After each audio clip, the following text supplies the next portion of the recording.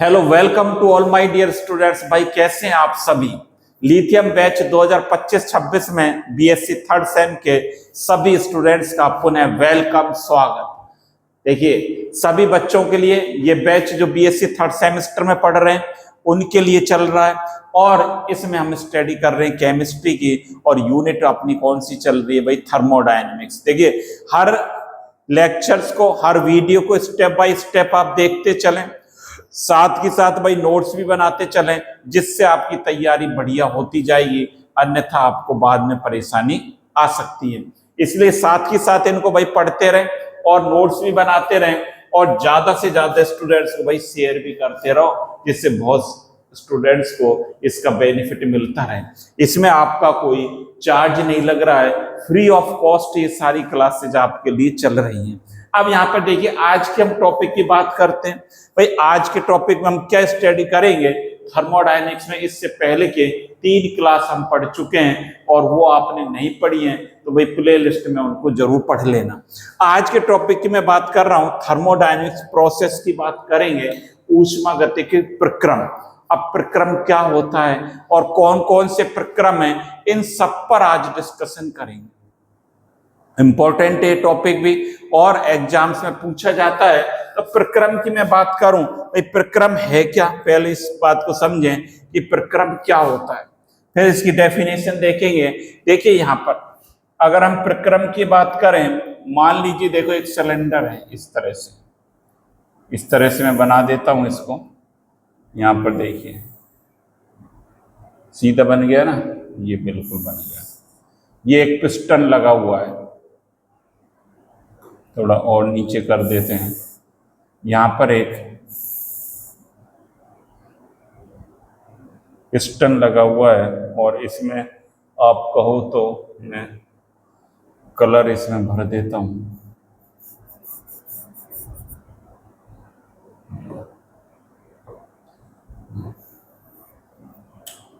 Colour इसको थोड़ा सा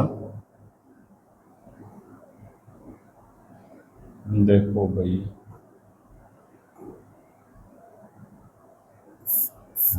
अब होगा। तो ये पिस्टन बना रहा हूं मैं आपके लिए। ये भाई पूरा एक पिस्टन है, इसको आप समझ लें। ये एक सिलेंडर है हमारा। अब थर्मोडायनेमिक प्रोसेस क्या होते हैं इसको हम समझने की कोशिश कर रहे हैं।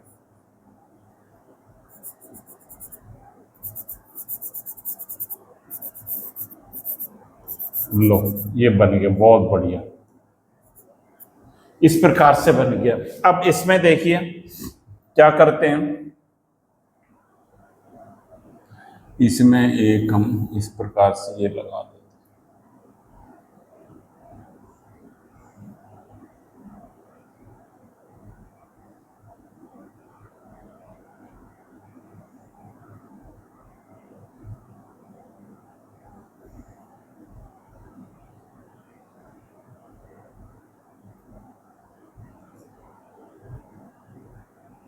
ये देखो, ये बन गया भाई। एक ये सिलेंडर बना हुआ है, आप ये समझ लें।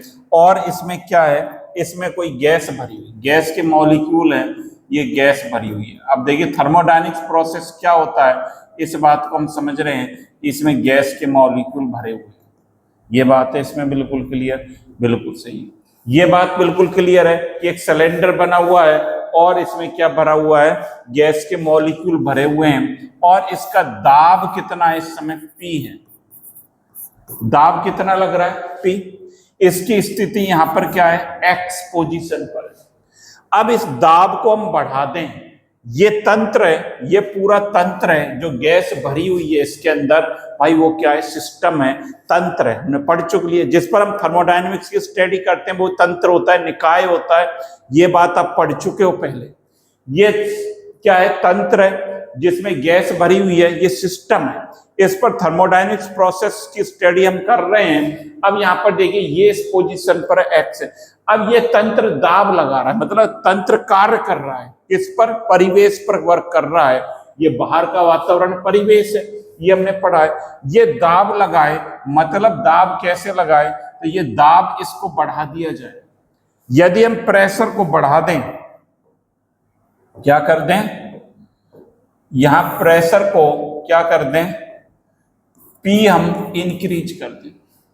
ये जो दाब यदि मैं इंक्रीज कर देता हूं तो बताओ क्या होगा, क्या होगा, ये बाहर की तरफ धक्का लगेगा भाई, बाहर की तरफ बेटा धक्का लगाएगा, ये सिलेंडर में जो गैस के मॉलिक्यूल हैं ये कहेंगे हम ये तंत्र है, और तंत्र जब दाब बढ़ाएंगे तो परिवेश पर कार्य करेगा, इस बाहरी वातावरण पर कार्य करेगा, मतलब पिस्टन पर कार्य कर रहा है, ये दाब बढ़ा देंगे तो क्या होगा, देखो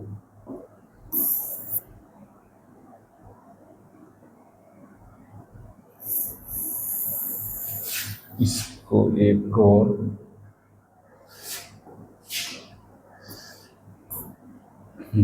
अब देखिए दाब बढ़ा दिया, दाब बढ़ा देता हूं मैं तो ये पिस्टन क्या होगा भाई, अब ये दाब बढ़ाएंगे तो इसकी पोजीशन बदल जाएगी, इसको देख लेते हैं एक बार बनाकर इसकी पोजीशन को, अगर ये ऊपर चला जाता है तो एक बार देखते हैं,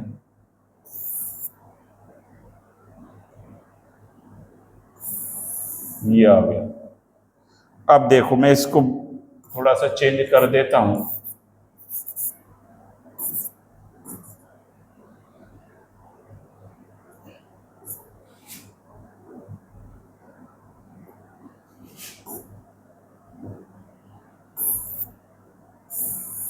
अब दाब बढ़ाया तो ये कहां चला गया, ऊपर जाएगा, ये चला गया। आप देख रहे हो जैसे ही हमने दाब बढ़ाया तो पिस्टन कहां गया, ऊपर की तरफ गया। अब हमारा पिस्टन कहां चला गया, और गैस के मॉलिक्यूल ये पहले ये आती x, अब ये क्या बन गया, x डैश चला गया।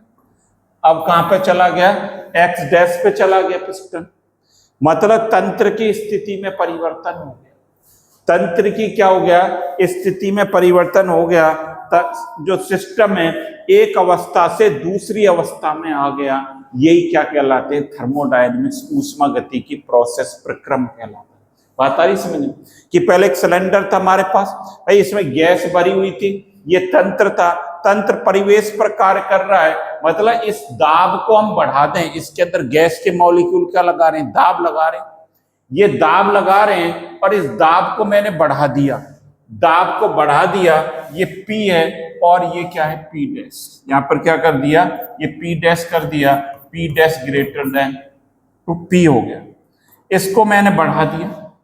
जब दाब बढ़ा दूंगा तो ये पिस्टन ऊपर की तरफ खिसकेगा, इसकी स्थिति में परिवर्तन हो गया, तंत्र की में, यही क्या कहलाता है, थर्मोडायनेमिक्स प्रोसेस कहलाता है, थर्मोडायनेमिक्स ऊष्मा गति की प्रक्रम कहते हैं, ये ऊष्मा गति की प्रक्रम कहलाएगा।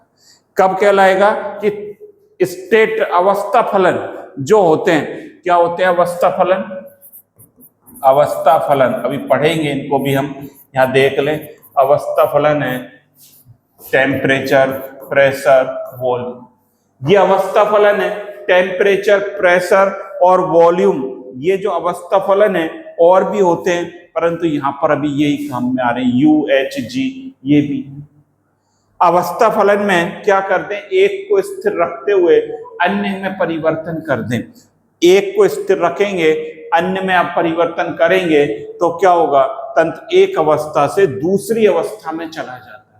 इसमें बात को समझें, तंत्र एक अवस्था से दूसरी अवस्था में चला जाता है, वही क्या कहलाता है, ऊष्मागतिक प्रक्रम, जिसमें कार्य में परिवर्तन होता है या ऊष्मा में परिवर्तन होगा।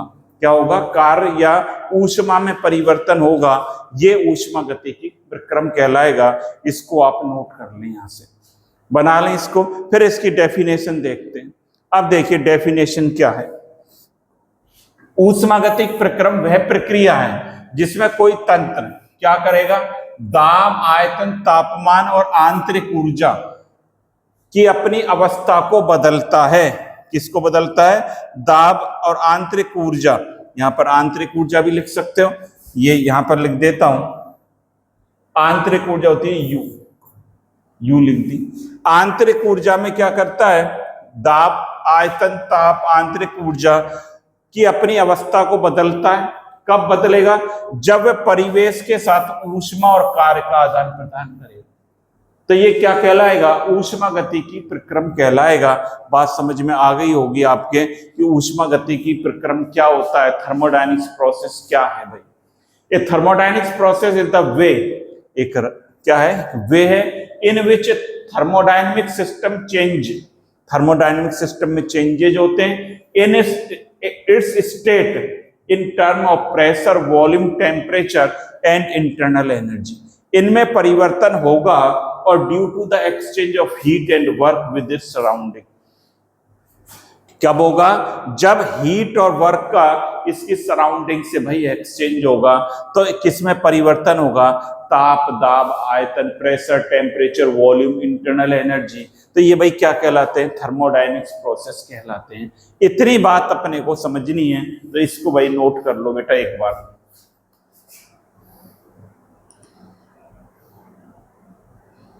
कर लिया नोट? इसको आप नोट कर लें एक बार सारी चीजों को कि इसकी डेफिनेशन क्या है थर्मोडायनेमिक्स प्रोसेस की। तंत्र की अवस्था में परिवर्तन होगा। सिंपल भाषा में ये कह सकते हैं तंत्र की वह प्रक्रिया जिसमें तंत्र की अवस्था में परिवर्तन होता है, change in the state of the system. और इसमें क्या होगा? और due to the exchange of heat और वर्क विद इट्स सराउंडिंग, ये प्रक्रम होगा। अब ये देखिए कितने प्रकार के हैं, ये 5 प्रकार के आज हम पढ़ेंगे, और भी 1-2 आज हम पढ़ रहे हैं 5 प्रकार के। पहला कौन सा? आइसोथर्मल, जिसको समतापी कहते हैं। दूसरा आइसोबारिक, समदाबीय। आइसोकोरिक या आइसोवॉल्यूमेट्रिक। आइसोकोरिक मतलब सम आयतनिक, हिंदी वाले हिंदी में लिखेंगे और जिनका इंग्लिश मीडियम है वो इंग्लिश में लिखेंगे। और एडियाबैटिक रुद्धोष्म प्रक्रम कहलाता है। साइक्लिक प्रोसेस चक्रीय प्रक्रम कहलाता है। ये 5 प्रकार के आज प्रोसेस की हम बात करेंगे। कौन से? समतापीय, समदाबीय, आइसो क्या है? थर्मल, आइसोबारिक, और सम आयतनिक, आइसोकोरिक, और एडियाबैटिक रुद्धोष्म प्रक्रम। और किसकी बात करूंगा? चक्रीय प्रक्रम की आज हम बात करें। इन 5 प्रोसेस की आज हम बात करेंगे 1 बाय 1 करके। सिंपल है, कोई टफ नहीं है, तो इनको भी आप नोट कर लें। साथ ही साथ भाई नोट जरूर करना है आपको। यहां से कर लिया, ये डेफिनेशन हमने नोट कर ली इनकी क्या होता है। अब यहां पर देखिए सम आयतनिक का क्या मतलब है। पहले हम बात करते हैं समतापीय। देखिए समतापीय का क्या मतलब होता है सर? जैसे नाम पता चल रहा है, समतापीय, समतापीय प्रक्रम क्या रहेगा इसमें बता दो। समतापीय, सम का मतलब समान, और क्या समान रहेगा? ताप। ताप को क्या बोलते हैं? टेम्परेचर। और ये क्या है? इक्वल। सेम टेम्परेचर रहेगा। किसका सेम टेम्परेचर रहेगा? यहां पर देखें, मान लीजिए ए अवस्था थी, ए है, यहां से ये बी में चला गया, ये चला गया बी में। ए से किस में गया? बी अवस्था में आ गया। यहां टेम्परेचर T1 था, यहां टेम्परेचर T2 हो गया। टेम्परेचर T1 और T2, ताप दोनों अवस्थाओं में समान रहता है। पहले कोई सिस्टम ए अवस्था में था तंत्र, और अब ये किस में आ गया? बी में आ गया। पहले टेम्परेचर T1 था, अब कितना हो गया भैया? T2 हो गया। और ये कह रहे हैं समतापी, डेट मीन्स T1 बराबर T2। मैं ये भी कह सकता हूं पहले टेम्परेचर 50 डिग्री सेल्सियस था और T2 पर भी कितना रहा? 50 डिग्री सेल्सियस। अब मुझे डेल्टा T निकालना हो। डेल्टा T कैसे निकालते हैं? अंतिम ताप माइनस प्रारंभिक ताप, मतलब T2 माइनस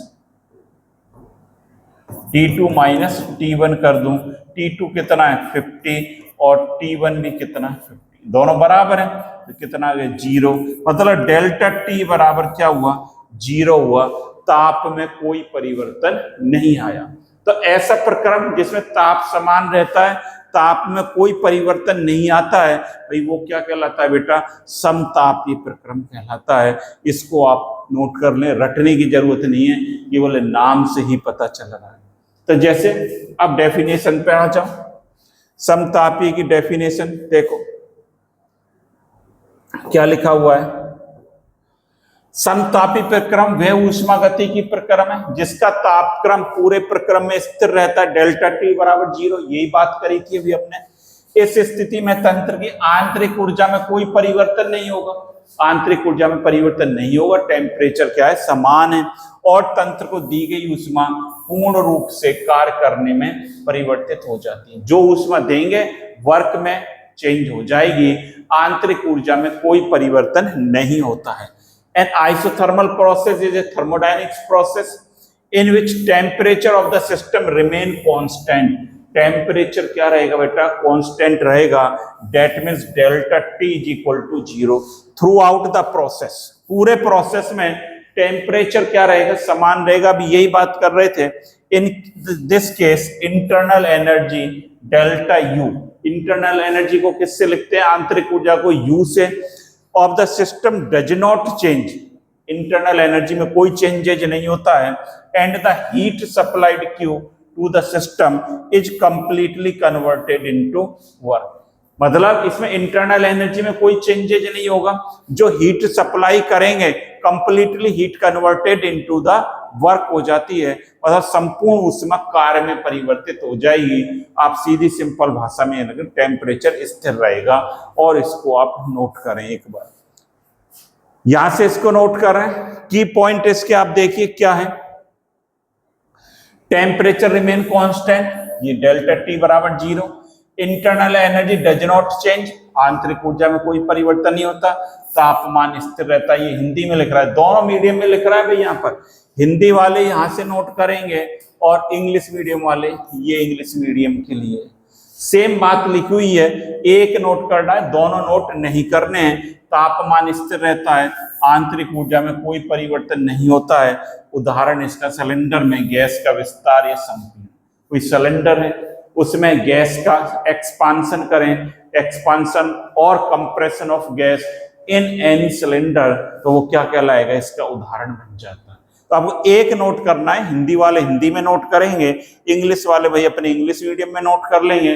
कभी ऐसा मत कर लेना दोनों नोट कर लें आप, एक भाषा में यही नोट आपको करना है भाई। तो ये आपको नोट करनी है, और ये इसकी डेफिनेशन हमको नोट करनी है, तो ये इतना नोट कर लें, तब आगे की बात करेंगे। कर लिए बेटा नोट, बहुत बढ़िया, बहुत बढ़िया ढंग से आप सारी चीजों को नोट कर रहे हैं और समझते भी जा रहे हो। नाम से रटने की जरूरत नहीं है, थर्मोडायनेमिक्स से बहुत डर लगता है बच्चों को, तो सारे कंसेप्ट को बहुत इजी वे में आप यहाँ पर सीख रहे हैं। यहाँ पर देखिए अगला जो प्रोसेस है, अगले की बात करते हैं।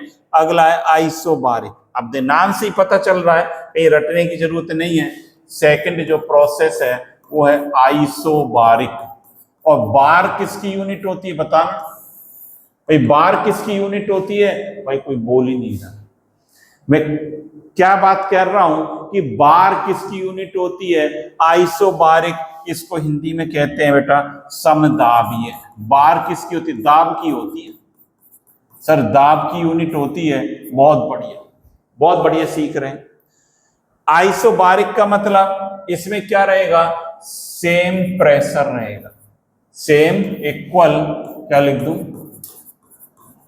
इक्वल प्रेशर रहेगा, सेम दाब, समान क्या रहेगा, दाब रहेगा। दाब का मान यहां समान रहेगा, आइसोबार, बार दाब की यूनिट होती है, तो यहां दाब समान रहेगा। वही बात जो अभी कर रहे थे, ए है और ये बी पर आ गया, ये ए से बी पर हम चले गए। या दाब P1 था, यहां कितना हो गया, P2 हो गया, और P1 इक्वल टू कितना है, P2 बराबर है। डेल्टा P निकालूंगा मैं, तो कैसे निकालूंगा, P2 माइनस P1, P1 और P2 बराबर है, डेट मीन्स डेल्टा P बराबर क्या आ जाएगा, 0 है। दाब यहां पर समान रहेगा, प्रोसेस में दाब समान रहेगा। इसमें जो है ऊष्मा जो दी जाएगी सिस्टम को, कुछ आंतरिक ऊर्जा में परिवर्तन होगा और शेष किसमें कन्वर्ट हो जाती है, कार्य में परिवर्तित हो जाती है। देखिए यही बात यहां पर लिखी हुई है। डेफिनेशन की तरफ चलते हैं। समदाबीय प्रक्रम, ऊष्मागतिक वह ऊष्मागतिक प्रक्रम है जिसे दाब पूरे प्रक्रम के दौरान क्या रहता है, स्थिर रहता है, डेल्टा P 0 रहता है भाई, डेल्टा P 0 रहता है। समतापीय की करूंगा डेल्टा पी 0 रहेगा।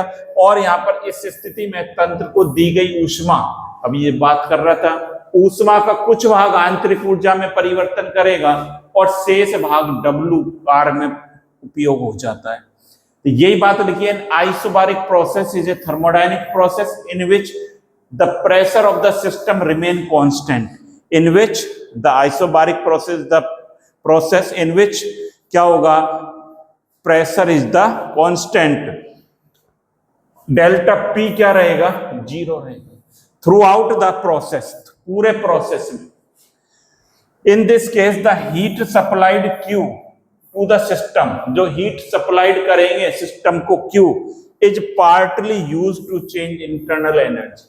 वहां पर तो देखिए अभी समतापीय प्रक्रम पढ़ा था हमने, यहां पर देखिए जो ऊष्मा है पूर्ण रूप से कार्य में परिवर्तित हो जाती थी, यहां पर क्या हो रहा है कि ऊष्मा का कुछ भाग आंतरिक ऊर्जा में परिवर्तन करेगा, आंतरिक ऊर्जा में परिवर्तन होगा and partly to do work, और उसका शेष भाग कार्य करने में उपयोग होता है, partly to do the work.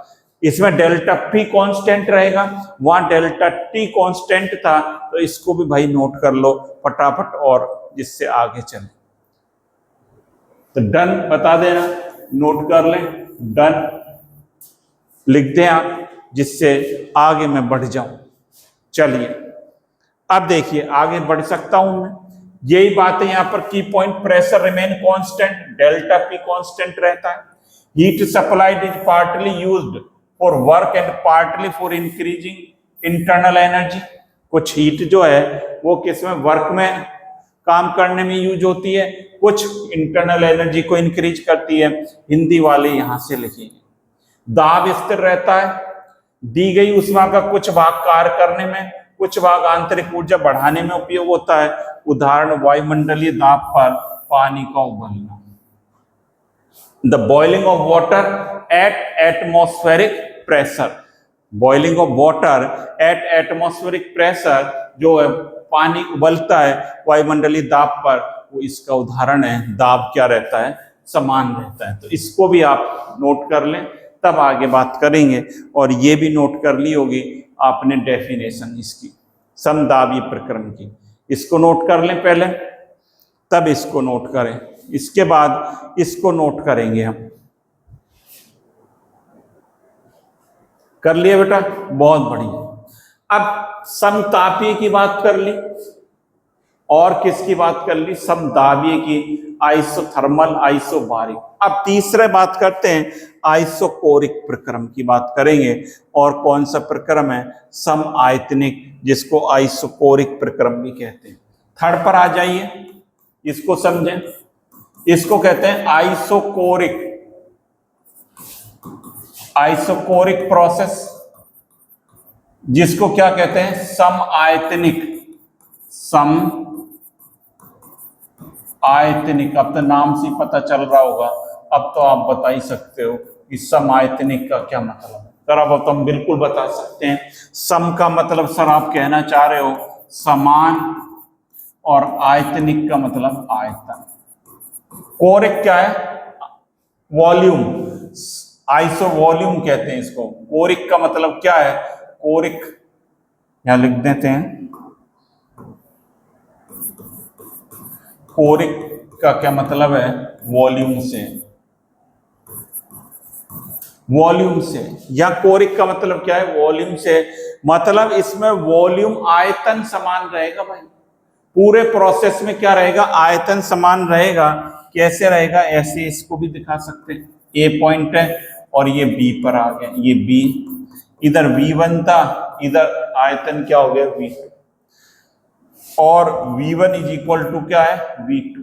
Delta V निकालूंगा तो क्या करूंगा, V2 माइनस V1 बराबर delta V is equal to क्या आएगा, क्या आएगा, 0 आएगा, ये 0 आएगा। मतलब वॉल्यूम यहां पर सेम रहेगा, जो सिस्टम को एनर्जी देंगे, हीट देंगे, यहां पर जो है वो वर्क डन क्या रहेगा, 0। एक पढ़ेंगे अभी, वर्क डन आपने पढ़ रखा है, W बराबर क्या होता है, PdV।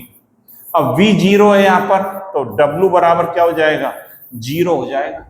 जब सिस्टम को हम हीट देंगे तो संपूर्ण हीट इंटरनल एनर्जी में काम आएगी, वर्क यहाँ पर क्या होगा, जीरो होगा। यही तो वर्क W बराबर PdV भी पढ़ेंगे, इसको भी हम यहाँ देख लें। यहाँ पर क्या है, आयतन जब जीरो होगा तो वर्क जीरो हो जाता है, और संपूर्ण हीट जो किस में काम में आएगी, वो काम में आएगी इंटरनल एनर्जी में। तो इसकी देखिए डेफिनेशन देख लेते हैं। यहां पर देखो, आइसोकोरिक आइसोवॉल्यूमेट्रिक प्रोसेस कहते हैं, यही बात लिखी हुई है। क्या लिखी हुई है, सम आयतनिक प्रक्रम, सम आयामी अथवा सम आयामिक प्रक्रम भी कहते हैं। वह ऊष्मागतिक प्रक्रम है जिसमें तंत्र का आयतन पूरे प्रक्रम में स्थिर रहता है। यहां से लिखेंगे, इसको चाहे इसकी जरूरत नहीं है, इसकी नीड नहीं है। वह प्रक्रम, वह ऊष्मागतिक प्रक्रम है जिसमें तंत्र का आयतन पूरे प्रक्रम में स्थिर रहता है। चूंकि आयतन में कोई परिवर्तन नहीं होता है, इसलिए तंत्र कोई कार्य नहीं करता। यही तो बात लिखी थी, आयतन में कोई परिवर्तन नहीं होता, तो W अभी लिखा था मैंने PdV, क्या होगा, W बराबर क्या होता है, PdV। V आपका dV क्या आ रहा है, जीरो, तो W बराबर क्या होगा, जीरो होगा। तंत्र को दी गई ऊष्मा केवल उसकी आंतरिक ऊर्जा को बदलती है, आयतन स्थिर रहता है, और तंत्र का जो W है वो क्या रहेगा, जीरो रहेगा, और संपूर्ण हीट किसमें कन्वर्ट होगी, आंतरिक ऊर्जा में काम आएगी। An isochoric process is called isometric process. Is a thermodynamics process in which the volume of the system remain constant. Volume of the system remain constant since there is no change in volume, no work is done. यही तो होगा, no change in volume, और कोई work भी यहां पर नहीं किया जा रहा है। The heat supplied Q to the system only change its internal energy. जो हीट सप्लाई करेंगे बेटा, वो किस में काम आएगी, इंटरनल एनर्जी में वो काम आएगी। और यहाँ पर जो है डेल्टा V जो है वो क्या रहेगा, जीरो रहेगा। यही तो बात तो पढ़ी है कि the process in which the volume of the system remain constant, delta V क्या रहेगा, जीरो रहेगा। No change in volume, volume में कोई चेंज यहां पर नहीं होता है, वॉल्यूम में चेंज नहीं होगा तो कोई वर्क डन भी नहीं होगा यहां पर। ये बात समझ ली, इसको नोट कर लें आप। और फिर इसके हम बात करेंगे की पॉइंट, हिंदी वाले यहां से, आयतन स्थिर रहता है, बहुत बढ़िया, ये बात पढ़ी है। कार्य क्या रहता है, W जीरो रहता है। दी गई ऊष्मा केवल आंतरिक ऊर्जा बदलती, आंतरिक ऊर्जा को बदलती। 3 पॉइंट है। कठोर पात्र में गैस को गर्म करना, किसी कठोर पात्र में गैस को गर्म करें तो इसका उदाहरण है। Volume remain constant, delta V zero, W बराबर zero, work done zero. Heat supplied change only internal energy, heat जो सप्लाइड करेंगे फॉर्मूला लगा लें, चेंज ओनली इंटरनल एनर्जी। तो इसको भी नोट कर लें, तब अगले टॉपिक की तरफ चलेंगे। हाँ बेटा, नोट कर लिया ये, बहुत बढ़िया। चलो, ये सारे प्रोसेस हमने देख लिए। समतापीय क्या होता है, समदाबीय क्या होता है दूसरा, और तीसरा पढ़ा समआयतनिक। अब चौथा प्रोसेस देखेंगे जिसको कहते हैं एडियाबैटिक प्रोसेस, और जिसको कहते हैं रुद्धोष्म प्रक्रम। क्या कहते हैं, रुद्धोष्म प्रक्रम, या क्या कहते हैं, एडियाबैटिक प्रोसेस। यहां पर देखिए, एडियाबैटिक प्रोसेस क्या होता है,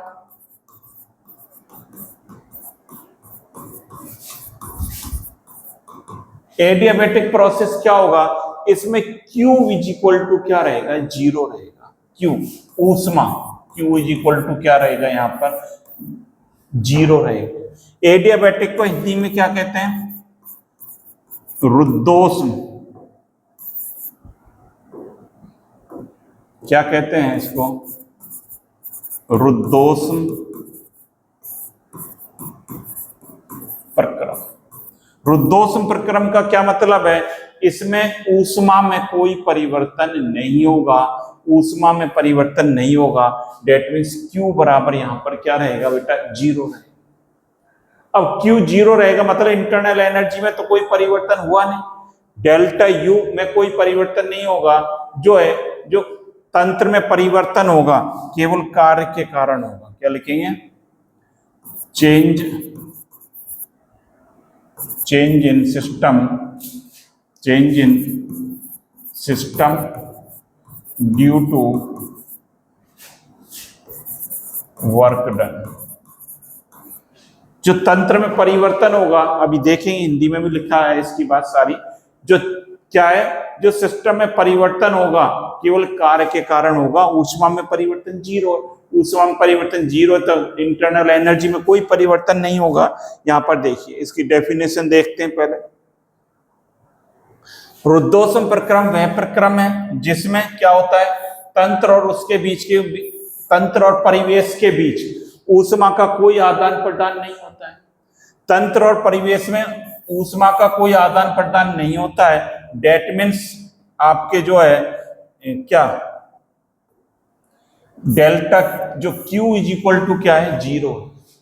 तंत्र में होने वाला परिवर्तन केवल कार्य के कारण होता है, इसी कारण आंतरिक ऊर्जा में परिवर्तन होगा। आंतरिक ऊर्जा में परिवर्तन कब होगा? जब क्या होता है, वर्क डन किया जाएगा, कार्य के कारण होगा। तंत्र में जो परिवर्तन है, यही बात अभी लिखी थी हमने कि तंत्र में जो परिवर्तन होगा system due to work done होगा।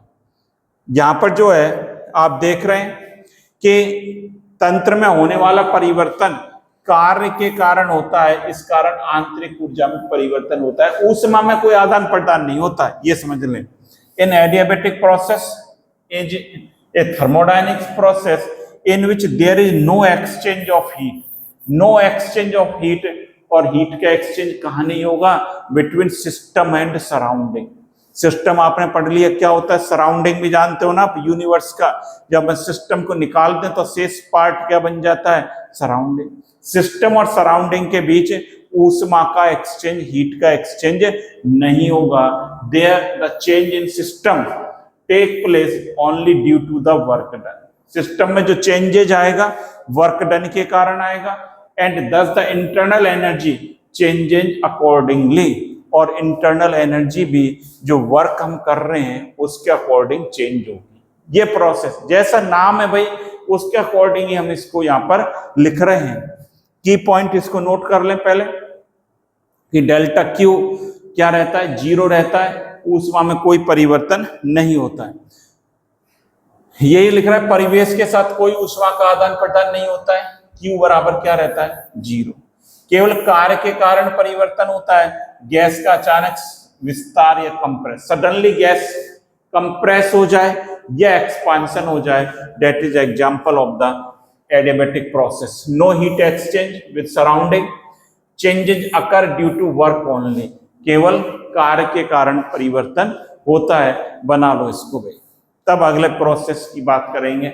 लास्ट कर लिया भाई नोट है, बहुत बढ़िया, बहुत बढ़िया। हम सीख रहे हैं सारी चीजों को, और साथ के साथ भाई नोट भी करते जा रहे हो, समझते भी जा रहे हो, और नोट भी करना जरूरी है।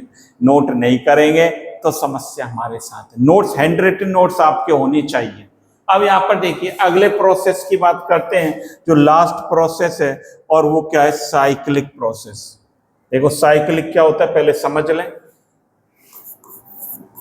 साइक्लिक प्रोसेस, साइकिल होती है चक्र, जिसको क्या कहते हैं, चक्रीय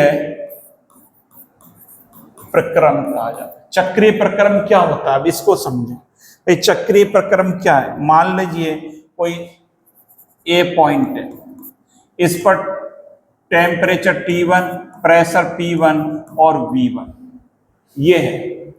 अब ये ए से बी में चला गया, कहां चला गया, बी अवस्था में चला गया, एक अवस्था से दूसरी अवस्था में चला गया सिस्टम। यहां हो गया T2 और P2 और V2, ये वापस से अब ये प्रक्रम C में चला गया। अब ये प्रोसेस C पर आ गया, यहाँ T3 P3 और V3 हो गया। अब ये यहां से कहां पर आ गया, D में आ गया, और यहां पर हो गया T4 और T4 P4 और V। अब ये यहां से वापस कहां चला गया, इसके बाद डी से ये कहां पर आ गया, इधर ही आ गया ए में। ये चक्रीय प्रोसेस कहलाता है। बात समझ में आई कि नहीं आई?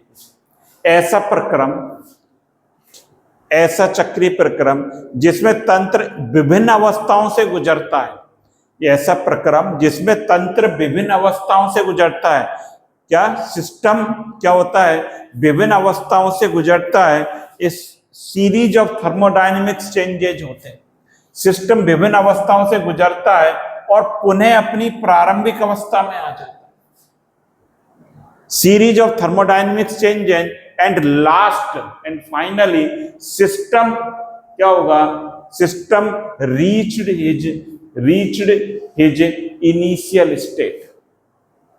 विभिन्न अवस्थाओं से गुजरे सिस्टम, ए से बी में गया, बी से सी में गया, सी से डी में गया।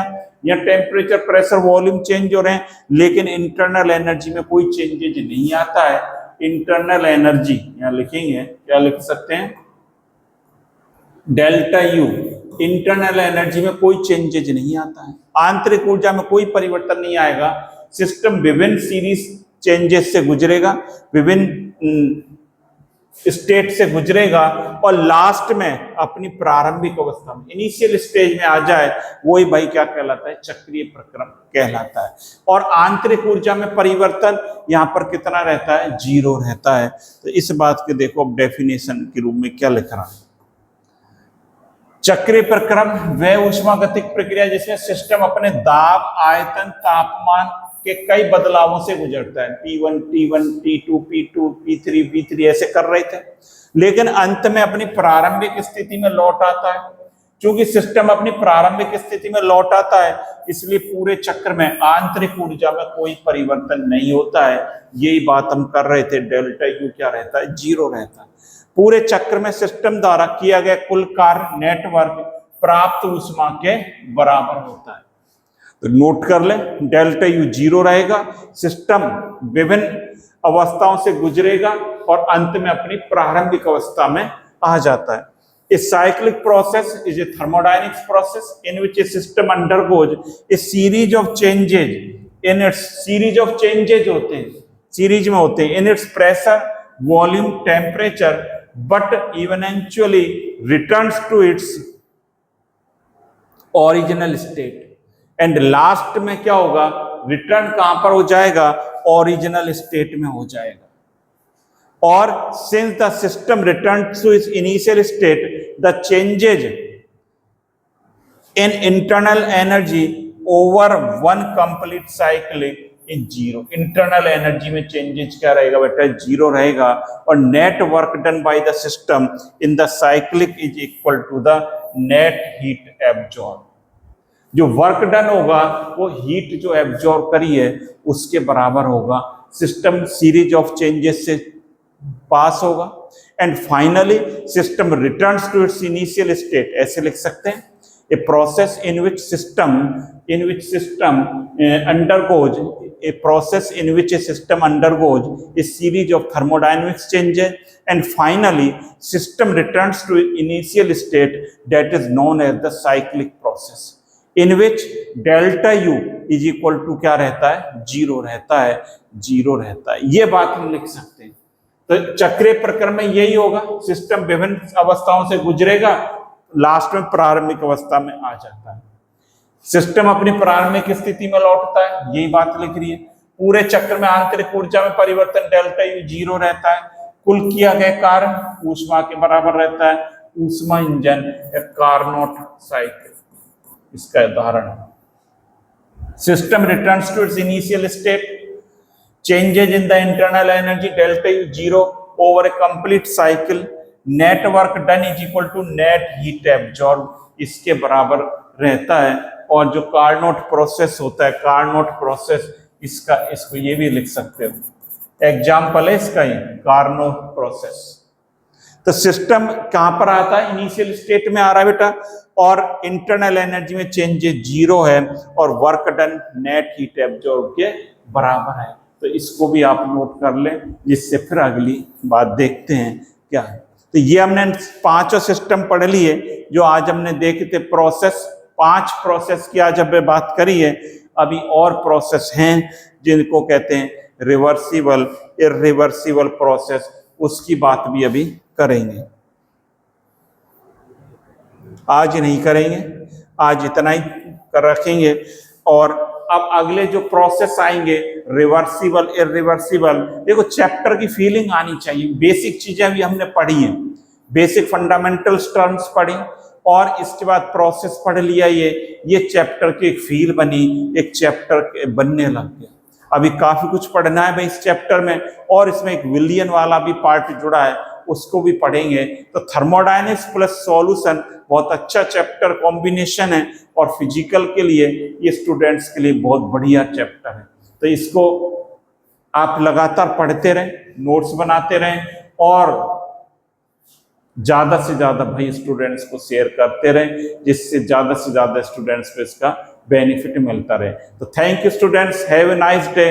अगली क्लास में मिलते हैं। जब तक आप इसको रिवाइज करेंगे और ज्यादा से ज्यादा रिवीजन करेंगे तो इसका बेनिफिट हमें होगा। Thank you.